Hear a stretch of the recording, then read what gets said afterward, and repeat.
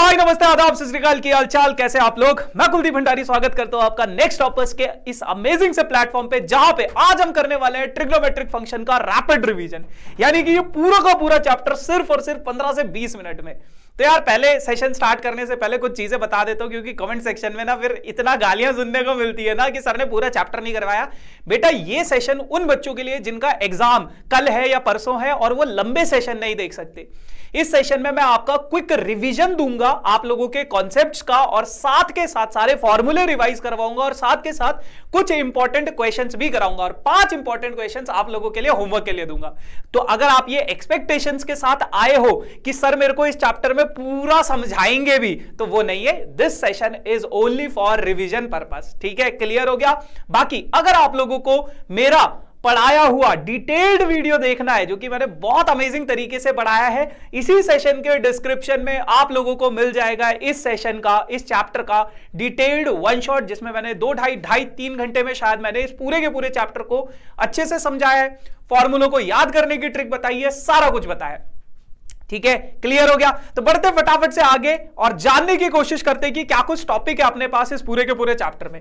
तो सबसे पहले अगर मैं ट्रिग्नोमेट्रिक फंक्शन की बात करूं, ट्रिग्नोमेट्रिक फंक्शन की अगर मैं बात करूं, तो अपने पास ये जो चैप्टर है ना, इस चैप्टर में हमारे पास ये कुछ टॉपिक्स है। सबसे पहले आप लोगों के पास आता है बेटा इंट्रोडक्शन। फिर इंट्रोडक्शन में आप लोगों के पास क्या क्या चीजें जो बेसिक क्लासेस में आप लोगों ने पढ़ा है, जैसे साइन थीटा क्या होता है, कॉस थीटा क्या होता है, कॉसेक थीटा क्या होता है, सेकंड थीटा क्या होता है, टैन थीटा। फिर टैन थीटा और कॉट थीटा की ये 2 फॉर्मूलेज हमने पढ़े थे। Sine square theta plus cos square theta 1 plus tan square theta is equals to second square theta 1 plus cot square theta is equals to cosec square theta. ये सारा कुछ आप 10th ग्रेड में पढ़ चुके हो ट्रिग्नोमेट्री में। अब इस चैप्टर में आप लोगों के पास एक नई टर्म आती है जो कि एंगल से रिलेटेड होती है। अब एंगल तो आप लोगों ने पढ़ा था, लेकिन यहां पे जो एंगल की मेजरमेंट है हम रेडियंस में पढ़ते हैं, और इसी कारण से इस चैप्टर को अब हम ट्रिग्नोमेट्री नहीं बोलते, ट्रिग्नोमेट्रिक फंक्शन बोलते, क्योंकि ट्रिग्नोमेट्री अब ट्रिग्नोमेट्री नहीं रहा, वह फंक्शन बन चुका है। ठीक है, तो ट्रिग्नोमेट्रिक फंक्शन में हमारे पास एक टर्म आता है एंगल, जिसमें हम लोग एक और मेजरमेंट पढ़ते हैं, एक और यूनिट पढ़ते हैं एंगल की, जिसे रेडियन बोला जाता है। तो पाई रेडियन में आप लोगों के पास 180 डिग्री के बराबर होता है, और यहां पे ये जो पाई है बेटा, ये कुछ और नहीं है, ये वही है 22/7 वाला जो हम बचपन में यूज किया करते थे। उसके बाद अगर मैं बात करूं, आपके पास कुछ और यूनिट्स भी होती है। 1 डिग्री में होता है 60 मिनट, और 1 मिनट में होता है बेटा 60 सेकेंड्स होते हैं। ठीक है, और आपके पास एक बहुत इंपॉर्टेंट सा फॉर्मूला है एनसीईआरटी में, which is L is equals to R into theta. तो ये चीजें आप लोगों के पास बहुत बेसिक सी हैं, इनके ऊपर कुछ सवाल भी करेंगे। और फिर उसके बाद अपन लोगों के पास है sine of trigonometric function at different quadrants, कि हर एक अलग अलग क्वाड्रेंट में ट्रिग्नोमेट्रिक फंक्शन के क्या क्या साइन हो जाते हैं।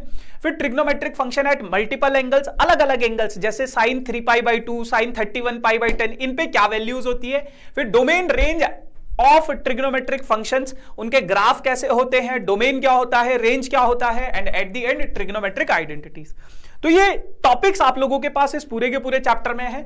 अब बारी बारी से हर एक टॉपिक से थोड़ा थोड़ा क्वेश्चन को समझने की कोशिश करते हैं। देखो आप लोगों के पास जो क्वेश्चंस मैं लेकर आया हूं, ये बहुत ही इंपॉर्टेंट क्वेश्चंस है। जैसे सबसे पहला सवाल है आप लोगों के पास, find the radian measurement of the corresponding angles.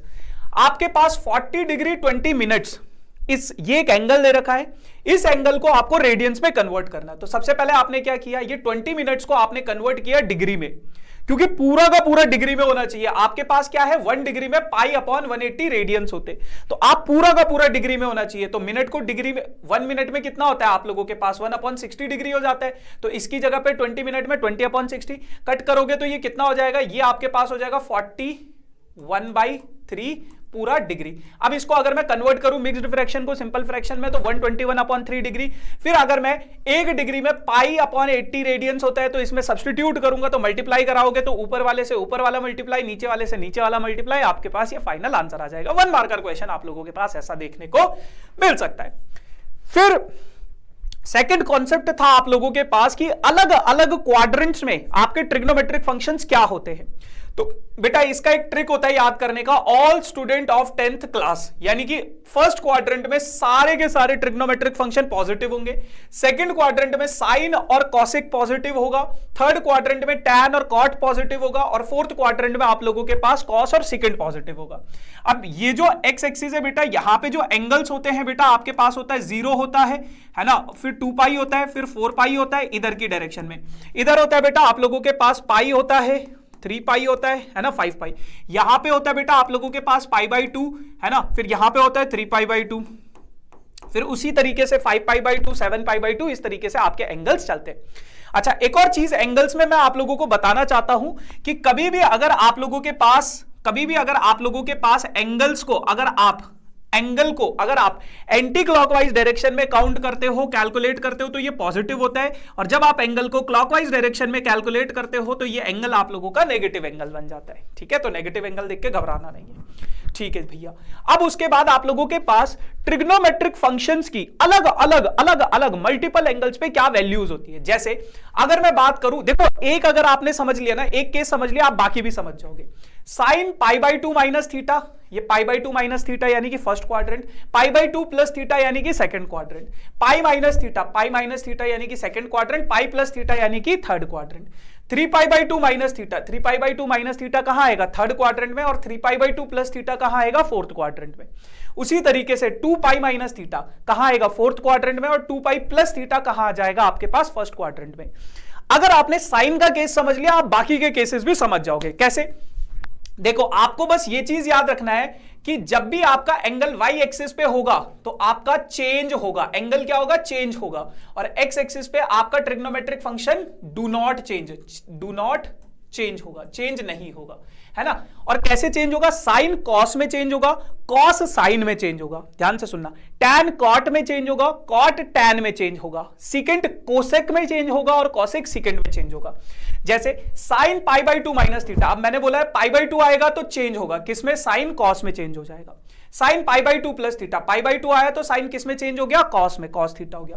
Sine pi minus theta, पाई आया तो साइन चेंज नहीं होगा। साइन पाई प्लस थीटा, पाई आया तो साइन चेंज नहीं होगा। साइन 3 पाई बाई 2 है तो कॉस में चेंज होगा, 3 पाई बाई 2 है तो कॉस में चेंज होगा। 2 पाई आया तो साइन चेंज नहीं होगा, और 2 पाई आया तो चेंज नहीं होगा। एक्स एक्सिस के एंगल पे चेंज नहीं होगा ट्रिग्नोमेट्रिक फंक्शन। अब बात करते हैं इनके साइन की। देखो, पाई बाई 2 माइनस थीटा कौन से क्वाड्रेंट में आया, फर्स्ट क्वाड्रेंट में। ये कौन से क्वाड्रेंट में है, फर्स्ट क्वाड्रेंट में। फर्स्ट क्वाड्रेंट में साइन क्या होता है, पॉजिटिव, इसलिए यहां पे पॉजिटिव कॉस थीटा।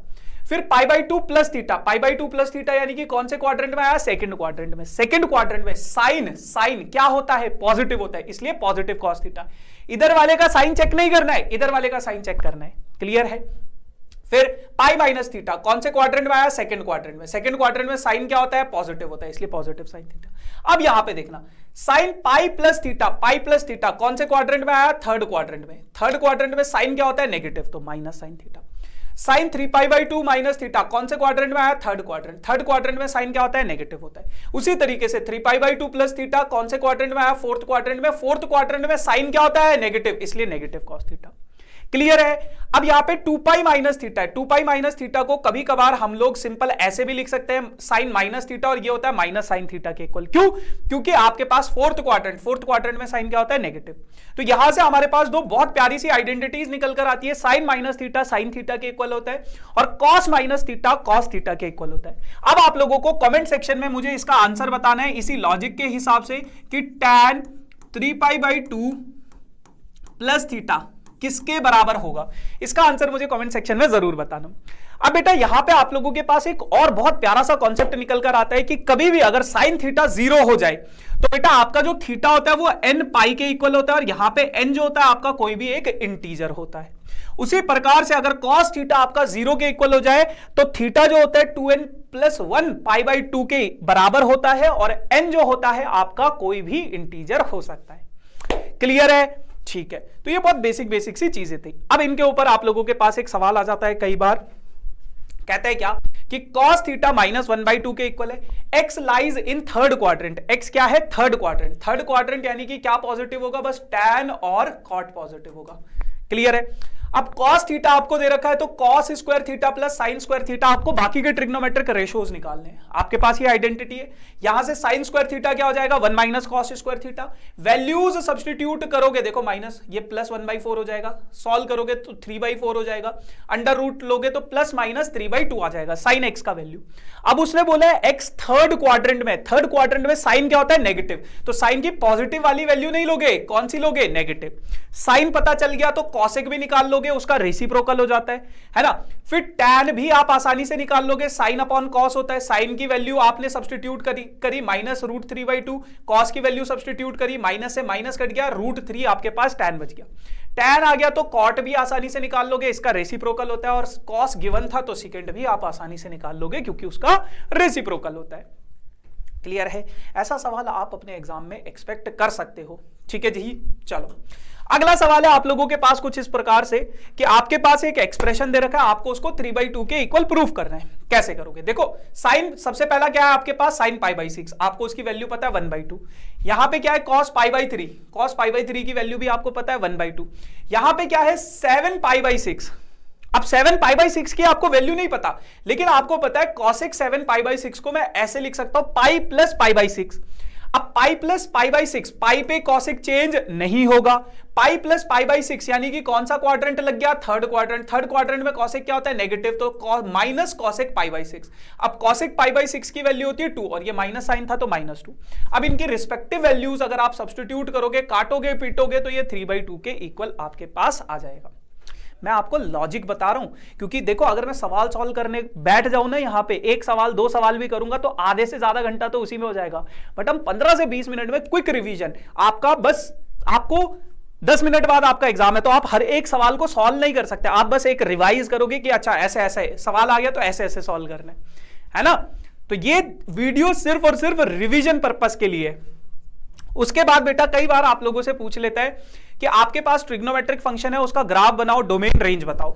तो साइन का डोमेन होता है -∞ से +∞, रेंज होता है -1 से +1। इन सभी चीजों को मैंने डिटेल्ड में वन शॉट वीडियो में बताया आपने, तो उसका लिंक डिस्क्रिप्शन में, वो देखना चाहते हो तो देख सकते हो। साइन का ग्राफ होता है बेटा ऐसा, है ना, और कॉस का ग्राफ होता है बेटा ऐसा, टैन का ग्राफ होता है बेटा ऐसा, है ना। ग्राफ आपके पास डायरेक्ट बोल देता है वो, टैन का ग्राफ बनाओ, साइन का ग्राफ बनाओ, 1 मार्कर, और ज्यादा उतना भी पूछता नहीं है। डोमेन रेंज कभी कभार 1 मार्क्स में पूछ लेता है। कॉस की डोमेन इतनी है, रेंज इतना है, टैन का डोमेन इतना है, रेंज इतना है, कॉट का इतना है, सिकेंड का इतना है, कॉसेक का इतना है। ठीक है ना। तो ये बहुत बेसिक सी चीज है आप लोगों के पास जो आपके एग्जाम में 1 मार्कर क्वेश्चन के तौर पर आ जाती है। इसके ऊपर ना एक सवाल भी आता है, अभी दिखाऊंगा कैसे करना है उस सवाल को। फिर आप लोगों के पास ये ट्रिग्नोमेट्रिक आइडेंटिटीज है, लगभग 20-22 ट्रिग्नोमेट्रिक आइडेंटिटीज आप लोगों के पास। अब बच्चों को सबसे ज्यादा दिक्कत होती है इनको याद कैसे रखना है, ध्यान से सुनना। देखो जैसे cos x + y है, तो cos में आपको बस ये सिंपल सा रूल याद रखना है कि cos में CDO लगेगा। CDO मतलब cos में डबलेट आएगा और ओपोजिट साइन आएगा। डबलेट यानी कि cos एक साथ आएगा, साइन एक साथ आएगा, और ये वाला साइन क्या हो जाएगा, ओपोजिट हो जाएगा। कॉस में डबलेट आएगा और साइन क्या हो जाएगा, ओपोजिट हो जाएगा। और साइन में एसडीओ नहीं लगता, यानी कि ना तो डबलेट आएगा ना तो ओपोजिट साइन होगा। तो साइन में डबलेट नहीं आया है, साइन और कॉस एक साथ आए, साइन एक साथ नहीं आया है, और साइन भी चेंज नहीं हुआ है। तो साइन और कॉस की आइडेंटिटी आप ऐसे याद रख सकते हो। उसी तरीके से टैन का पैटर्न बन रहा है, tan x + tan y upon 1 - tan x tan y। tan x - y का tan x - tan y divided by 1 + tan x tan y। Cot का भी सिमिलर पैटर्न बन रहा है, बट ऊपर नीचे कर देना ये आप, ठीक है। फिर sin 2x की आइडेंटिटी है 2 sin x cos x, और ये अगर आप निकालना चाहते हो कैसे आई है तो आप इसको ऐसे ब्रेक कर सकते हो, sin x + x। अब आप ये वाला आइडेंटिटी लगा दो, sin a + b वाला, ठीक है ना। तो आपके पास ये चीजें मिल जाएंगी। उसी तरीके से cos 2x tan 2x sin 3x cos 3x tan 3x। अब बहुत सारे देखो, कुछ में तो आपका पैटर्न बनता है, कुछ में आपकी ट्रिक होती है, बट कुछ जैसे इसमें पैटर्न बन रहा है। और ये जो आइडेंटिटी होती है ना यार, जैसे जैसे आप सवालों को सॉल्व करोगे ना, ऑटोमेटिकली ये याद होती रहेंगी, अपने आप आपके दिमाग में छपती जाएंगी।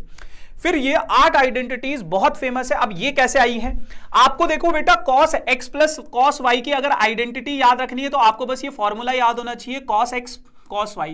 तो इसका फॉर्मूला होता है cos x cos y minus sin x sine Y. अब बस ये आइडेंटिटी अगर आपको याद है तो देखो cos X plus cos Y के केस में आपको पहला वाला डब्बा लेना है, कॉस एक्स कॉस, दोनों जगह पे कॉस, और x plus Y upon 2, x minus Y upon 2 और 2। देखो ये वाला 2 और ये दोनों टर्म्स हर जगह मिलेंगी आपको, हर जगह मिलेंगी, हर जगह मिलेंगी। तो इसमें तो कोई कंफ्यूजन नहीं होगी, बस कंफ्यूजन होती है बच्चों को कहां पे कॉस लगाना है कहां पे साइन। अब अगर आपके पास cos x minus cos y आ जाए तो ये पीछे वाला याद रखना, तो माइनस साइन भी इसी कारण से आया है क्योंकि यहां पे है sine x plus y, sine x minus y. इनकी आइडेंटिटीज के लिए आप ये वाला टर्म याद रखना, ये वाला फॉर्मूला याद रखना, साइन x प्लस वाई यानी कि sine x cos Y plus cos x sine Y. अब यहां पे क्या है, देखो sine x plus sine Y, तो आगे वाला sine x cos Y, sine x minus sine Y cos x sine Y, है ना। अब इसलिए नेगेटिव साइन नहीं आया क्योंकि यहां पे पॉजिटिव था, समझ रहे हो। ऐसे याद करने का तरीका है, ये याद करने का तरीका है। और ये जो 2 कॉस है, अब जैसे मान लो आपके पास है cos x plus Y cos x minus Y, इसको अगर मैं a मान लू, इसको अगर मैं b मान लू, तो ये आपके पास बचेगा cos a plus cos b, और आपके पास सिमिलर आइडेंटिटी आ जाएगी। तो जब आप इसको सॉल्व करोगे तो आपके पास ये निकल कर आ जाएगा, अगर आप a को x प्लस वाई मानोगे तो, ठीक है ना। तो ये आइडेंटिटीज सिमिलर है, याद करने का तरीका आप लोग इसको आसानी से याद कर सकते हो, ठीक है भैया। चलो उसके बाद आप लोगों के पास एक बहुत प्यारा सा बहुत इंपॉर्टेंट सवाल आता है प्रूविंग में, कि prove that cos A is equals to cos pi by 3 minus A cos pi by 3 plus A is equals to 1/4 cos 3a। अब इस सवाल को आप थोड़ा सा टाइम दो और खुद से सॉल्व करने की कोशिश करो। मैं थोड़ी देर के लिए स्क्रीन से हट जाता हूं, आप खुद से इसको सॉल्व करने की कोशिश करो। जब आप इस सवाल को सॉल्व करोगे, वीडियो को पॉज करके देखो, यहां पे आपके पास ये चीज है, मैंने क्या किया, ऊपर भी और नीचे भी 2 से मल्टीप्लाई डिवाइड कर दिया। अगर मैं ऊपर भी और नीचे 2 से मल्टीप्लाई डिवाइड कर दूं तो ये कॉस है तो मैं बाहर ले आया ब्रैकेट के, और ये नीचे वाला 2 एज इट इज है। ये ऊपर वाला 2 क्या कर दिया मैंने, अंदर मल्टीप्लाई कर दिया। अब ये क्या बन गया, 2 cos A into cos B वाली फॉर्म बन गई। इसका आइडेंटिटी होता है cos A plus B plus cos A minus B. तो ये बच जाएगा आपके पास cos 2 pi by 3 plus cos minus 2a। अब ये cos 2 पाई बाई 3 की वैल्यू होती है माइनस 1/2, यहां ऊपर सॉल्व किया है, ठीक है। cos माइनस 2a को मैं लिख सकता हूं cos 2a के इक्वल, क्योंकि cos माइनस थीटा क्या होता है, cos थीटा के इक्वल। ये 1/2 जो बाहर था अंदर मल्टीप्लाई कराओगे, यहां पे ये एक्सप्रेशन आएगा और ये एक्सप्रेशन। अब ये आगे वाला तो एज इट इज है, पीछे वाले को मैंने ऊपर और नीचे 2 से मल्टीप्लाई डिवाइड कर दिया। जब ऐसा करूंगा 1/4 और अंदर बचेगा ये एक 2 को मैं अंदर ले गया, है ना, नीचे वालों को आपस में मल्टीप्लाई कर दिया, और ये 2 ऊपर वाला क्या आ गया, अंदर आ गया। जैसे ही मैं 2 cos a cos b, अब देखो यहां पे भी 2 cos a cos b की आइडेंटिटी लगेगी, क्या, cos a plus b cos a minus b। तो यहां पे minus 1/4 cos a as it is रहेगा, ये 1/4 cos 3a हो जाएगा, और ये 1/4 cos माइनस a हो जाएगा, और माइनस a क्या होता है, cos a के इक्वल होता है। तो ये कैंसिल हो जाएगा, ये आपके पास फाइनली एक्सप्रेशन बच जाएगा। बहुत इंपॉर्टेंट सवाल है, 3 मार्क्स का, बहुत सारे एग्जाम्स में मैं देख चुका हूं, ठीक है भैया। चलो एक और बहुत इंपॉर्टेंट सा क्वेश्चन आप लोगों की एनसीईआरटी में कहता है क्या, show that tan 3x tan 2x tan x is equals to tan 3x minus tan 2x minus tan x के इक्वल है। इसको आप कैसे सॉल्व करोगे, देखो बहुत सिंपल सी कहानी है। tan 3x की आइडेंटिटी हो जाती है tan x प्लस 2x, है ना, और इसमें अगर मैं tan a plus tan b 1 minus tan a tan b ये आइडेंटिटी लगाऊंगा। अब इसको जैसे ही मैं इधर भेजूंगा तो ये इससे मल्टीप्लाई हो जाएगा, मल्टीप्लाई हो जाएगा तो tan 3x, फिर tan 3x को इनसे मल्टीप्लाई कराऊंगा तो ये पूरा का पूरा एक्सप्रेशन आएगा RHS में एज इट इज।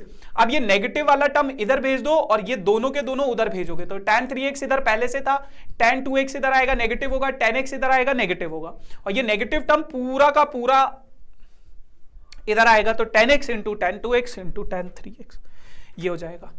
क्लियर है। अब ये 5 सवाल आप लोगों के लिए होमवर्क के लिए हैं, बहुत इंपॉर्टेंट क्वेश्चंस हैं, तो भूल के भी इनको स्किप मत करना। जैसे ये वाला सवाल है, ये वाला सवाल है, ये वाला सवाल है, ये वाला सवाल है, और ये सबसे ज्यादा इंपॉर्टेंट है क्योंकि यहां पे रिलेशन एंड फंक्शन और ट्रिग्नोमेट्री दोनों चैप्टर्स का कॉन्सेप्ट लगेगा।